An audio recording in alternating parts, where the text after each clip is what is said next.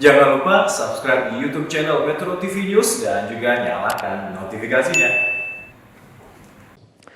Pemirsa, media sosial belakangan ini diramaikan oleh adu tagar antara tagar percuma lapor polisi dan tagar Polri sesuai prosedur.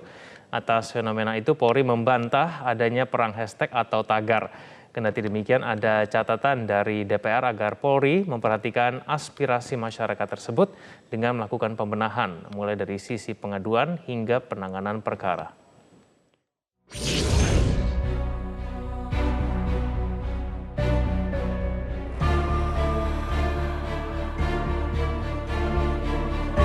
Jagat media sosial beberapa waktu belakangan diramaikan dengan tagar percuma lapor polisi. Tagar ini muncul seiring kasus dugaan pencabulan yang dilakukan seorang ayah kepada ketiga anaknya di Luwu Timur, Sulawesi Selatan. Kasus ini mendapat perhatian publik karena sejumlah pihak menilai kasus tersebut tak ditindaklanjuti oleh kepolisian secara serius. Nyaris bersamaan ketika tagar percuma lapor polisi menjadi trending, muncul kasus lain di Kota Medan, Sumatera Utara. Seorang pedagang pasar yang dipukuli dan diinjak preman oleh anggota organisasi kepemudaan dijadikan tersangka atas tudingan melakukan tindak pidana penganiayaan. Seolah ingin menjawab tagar percuma lapor polisi, muncul tagar lain yakni Polri sesuai prosedur. Tagar tersebut bahkan juga ramai di Twitter. Entah siapa inisiator yang menggaungkan tagar Polri sesuai prosedur. Namun di saat tagar itu menggema, muncul anomali dari upaya penegakan hukum Kops Bayangkara itu. Seorang mahasiswa peserta unjuk rasa di depan kantor Bupati Tangerang pingsan setelah mendapat bantingan alas smackdown dari aparat kepolisian yang melakukan pengamanan aksi tersebut. Kendati insiden tersebut sudah berakhir damai, namun banyak masyarakat yang menyesalkan. Menyikapi munculnya dua tagar yang berlawanan itu, Polri membantah melakukan perang cyber. Kops Bayangkara berpandangan adu tagar tersebut adalah ragam kritik yang akan dijawab dengan peningkatan kinerja kepolisian yang lebih profesional dan humanis. Sampaikan perang hashtag, kita tidak pernah perang. Jadi kita tidak melayani perang. Kita akan melayani dengan tugas pokok tadi. Kalaupun itu seperti dikatakan seperti itu, bagi kami adalah kritik untuk menjadi maju. Ya, tentu jawabannya kita akan menunjukkan, meningkatkan pelayanan, meningkatkan perlindungan, meningkatkan pengayoman kepada masyarakat. Anggota Komisi 3 DPR RI Hinca Panjaitan pun berharap Polri betul-betul mampu mewujudkan komitmennya itu. Apalagi sejak dilantik menjadi Kapolri, Jenderal Polisi Tio Sigit punya janji untuk menjadikan Polri di eranya lebih humanis. Saya kira ini menjadi introspeksi yang dalam kepada Polri, agar tetaplah kembali kepada semangat presisi yang diajukan atau yang menjadi tagline-nya Kapolri kita. Tidak ada lagi banting-membanting, tidak ada lagi represif, yang ada adalah humanis. Karena itu memang yang dijanjikan oleh Pak Sigit. Merujuk di Undang-Undang Nomor 2 Tahun 2002 tentang Kepolisian, tugas pokok Polri bukan saja penegakan hukum, tapi juga memelihara keamanan dan ketertiban masyarakat. Dengan kata lain, keluhan-keluhan ataupun kritik apapun yang membangun kepada Polri sudah sepatutnya ditindaklanjuti. Tim Liputan Metro TV. Ya, lantas benarkah adu tagar antara tagar percuma lapor polisi dan tagar Polri sesuai prosedur adalah bentuk dari kekecewaan masyarakat atas kinerja Polri? Kita akan mengulasnya bersama dengan Ketua Harian Kompolnas Beni Mamoto dan Direktur Eksekutif The Institute for Criminal Justice Reform atau ICJR Erasmus Napitupulu. Kami juga sudah berusaha untuk mengundang dari pihak Polri, namun semuanya berhalangan untuk hadir. Saya akan langsung menyapa Pak Erasmus. Pak Beni, selamat malam. Malam, Mas Kevin. Ya, salam sehat Pak Erasmus dan Pak Beni. Saya ke Pak Erasmus dulu. Pak Erasmus, ada dua tagar yang saat ini berkembang di media sosial. Yang satu kemudian mengatakan Polri sesuai prosedur, dan kemudian yang satu mengatakan tagar percuma lapor polisi. Pak Erasmus sendiri sepakat tagar yang mana nih Pak Erasmus? Tentu saja itu kan perdebatan dalam publik ya. Tapi saya rasa tagar yang pertama muncul kan tagar soal percuma lapor polisi. Dan di dalam diskusi kemarin juga dengan Pak Beni, kita sama-sama sepakat bahwa tagar itu adalah bentuk kritik ya. dari masyarakat kepada kepolisian begitu ya, karena ada kekecewaan yang sudah mengakar, sudah membatu begitu ya, dan kemudian yang jadi ironi karena kemudian ini berbalas dengan tagar yang tidak berusaha untuk menjelaskan, tidak berusaha untuk terbuka, open minded, tidak berusaha untuk kemudian mengembalikan polisi sebagai salah satu institusi yang lahir pemisahannya dan independensinya lahir pasca reformasi 98 yang didasarkan pada kebutuhan masyarakat untuk polisi yang lebih humanis dan demokratik. Nah, saya rasa tagar-tagar yang berlawanan ini menunjukkan bahwa ada hal serius ya. Ini bukan oknum ya.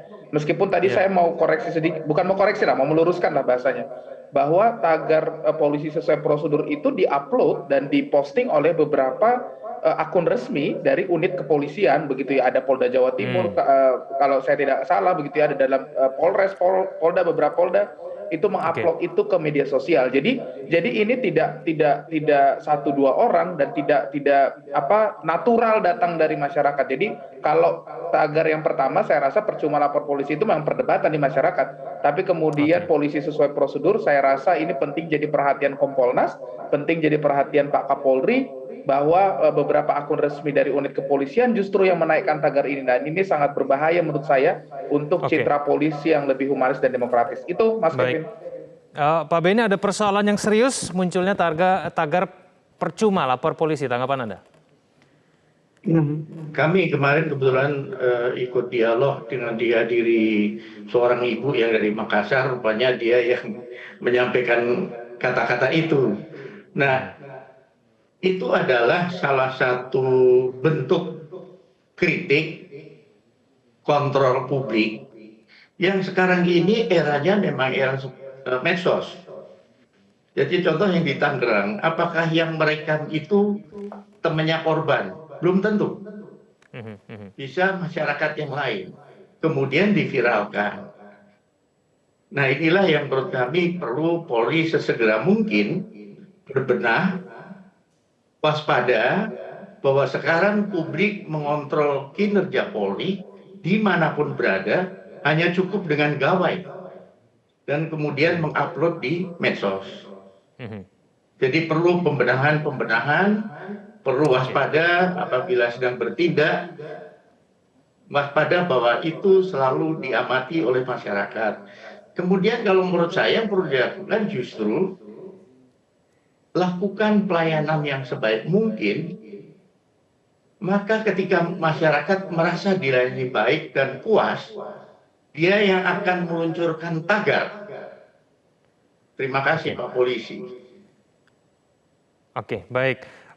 Pak Benny juga Pak Erasmus, kita akan bahas kemudian bagaimana kemudian kita bisa melakukan evaluasi bersama-sama supaya kemudian tagar percuma lapor polisi itu kemudian tidak muncul lagi ke depannya. Kita akan bahas itu saja. Pemirsa jangan kemana-mana, Prime Time akan kembali.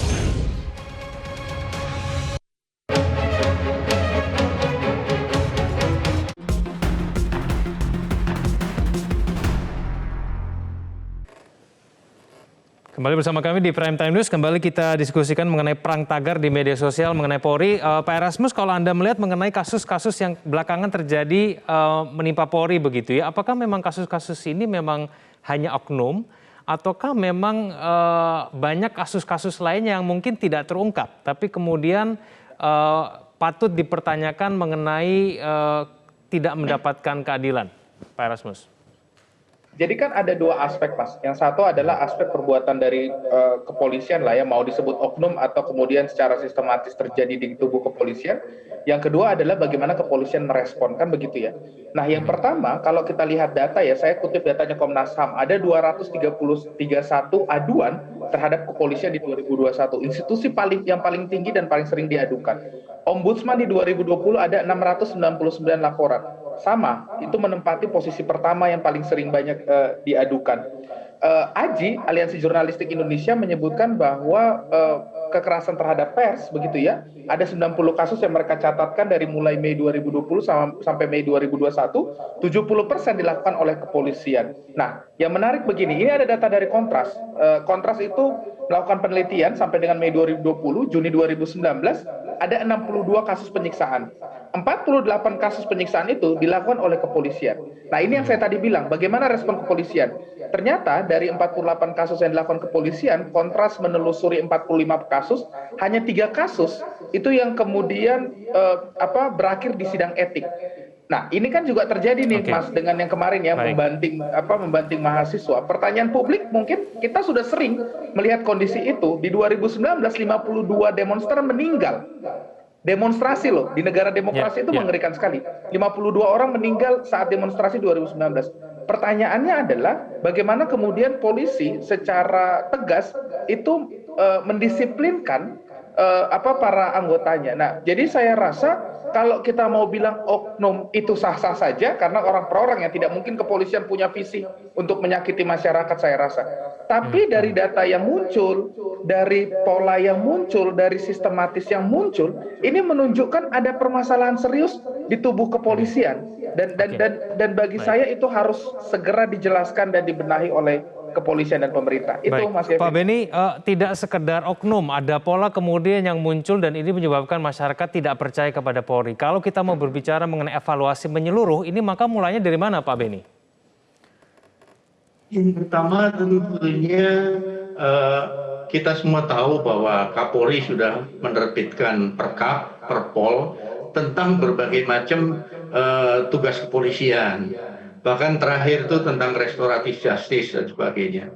Nah, ini perlu menurut kami para atasan mensosialisasikan dan kemudian mengontrol pelaksanaan tugas atau penerapan dari Perkap itu. Artinya dengan berbagai macam kejadian ini perlu evaluasi apakah sosialisasi sudah tepat, cara mensosialisasikan. Sebagai contoh, saya diundang oleh Komnas HAM untuk pelatihan para perwira tentang implementasi HAM dalam penyidikan. Disitulah forum kami berdiskusi dengan para perwira untuk mengingatkan kembali bahwa era sekarang berbeda dengan era dulu. Oleh sebab itu, Polri harus siap bahwa ke depan tren ini akan naik. Karena orang melihat, oh ternyata efektif dengan cara ini.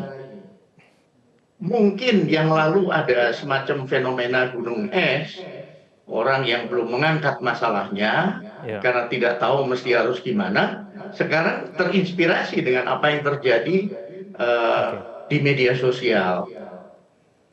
Pak Beni, tapi terobosannya di sebelah mana nih Pak Beni? Kalau sosialisasi dan kemudian pengawasan sebetulnya saya yakin sudah dilakukan. Tapi kemudian terobosan mungkin yang diperlukan supaya kemudian membuat penindakan maupun kasus-kasus di Polri bisa ditangani lebih baik. Kami selalu bersinergi dengan pengawas internal dalam hal ini Irwasum, Irwasda, Kadif Propam, Kabid Propam untuk terus bersinergi dalam hal menyikapi pelanggaran yang dilakukan oleh para anggota. Sekaligus kita diskusikan tentang apa yang harus kita lakukan menyikapi adanya tren jenis-jenis pelanggaran yang dilakukan oleh anggota. Memang mayoritas adalah masalah serse, seperti pelayanan buruk dan sebagainya. Nah, ini langsung kita diskusikan, langsung kita minta untuk segera dilakukan evaluasi. Saya kebetulan sedang tugas di Jogja, tugas di Semarang. Kami bertemu dengan teman-teman dari pengawas internal, membina gelar perkara. Disitulah kemudian sekaligus kita menyampaikan beberapa saran, beberapa masukan untuk segera dilakukan pembenahan. Oke, baik. Jadi konkret. Pak Erasmus, cara apa kemudian yang bisa dilakukan untuk betul-betul memulihkan kepercayaan masyarakat terhadap Polri? Saya rasa ini tugasnya tidak lagi di Kapolri ya. Kami melihat bahwa dengan teman-teman tentunya kita melihat ini ada hal yang lebih besar dari sekedar implementasi atau oknum yang tadi Mas Kevin sampaikan. Nah, yang perlu dilakukan ini adalah Presiden turun tangan sebenarnya, Presiden dan DPR ya, sebagai pemangku kebijakan di Indonesia itu turun tangan. Nomor satu menurut kami yang paling penting adalah adanya audit ya, terhadap kewenangan, implementasi aturan, dan ketiga penegakan hukum dan etik di internal. Nah, tadi Pak Beni sudah mengatakan ini kan ada kerjasama Kompolnas, Irwasum, dengan pihak kepolisian penegakannya. Sudah ditunjukkan kepada publik kalau misalnya kepolisian melakukan kesalahan-kesalahan kayak seperti kemarin, Smackdown, atau ada demonstran yang meninggal, demonstran yang cedera segala macam. Nah, ini penegakan etik dan hukumnya bagaimana? Ini kan harus disampaikan kepada publik. Itu yang pertama. Yang kedua harus ada perubahan yang sangat-sangat mendasar di tubuh kepolisian. Jadi reformasi sektor kepolisian ini bukan hal yang baru. Saya rasa Pak Beni tahu betul hal ini. Setelah kita reformasi militer, tentu saja sekarang adalah saatnya reformasi kepolisian. Ada perubahan yang sangat penting dilakukan dalam hal struktural, kultural, dan instrumental. Jadi kultural polisi itu yang selama ini seperti sekarang lah kita dengarkan sinergi TNI Polri misalnya. Padahal kan Polri ini harusnya lebih dekat dengan kejaksaan, lebih dekat dengan Mahkamah Agung yang sifatnya sipil. Jadi kultural itu harus segera diperbaiki bahwa dia berhadapan dengan sipil. Nah, yang terakhir, Mas Kevin, yang paling penting, instrumentalnya, undang-undangnya, kewenangan polisian itu sangat besar. Tidak masalah punya kewenangan besar, asal kontrol dan pengawasannya juga besar.